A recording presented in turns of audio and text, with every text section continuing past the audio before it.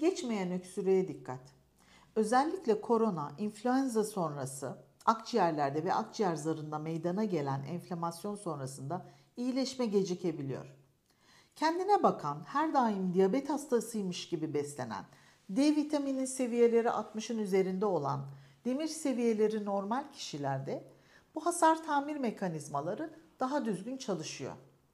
Çikolata, tatlı, fast food, kola gibi genetiğimizde yeri olmayan gıdalar tabii ki kronik enflamasyon yaratıyor.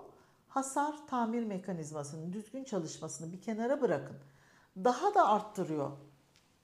Bu noktada bir bütüncül tıp uzmanına başvurmanız gerekiyor. Diyet, gerekli vitamin ve desteklerle birlikte mutlaka ozon terapi öneriyorum. Özellikle nazal yoldan verilen ozon terapi hastaları çok rahatlatır ve iyileştirir.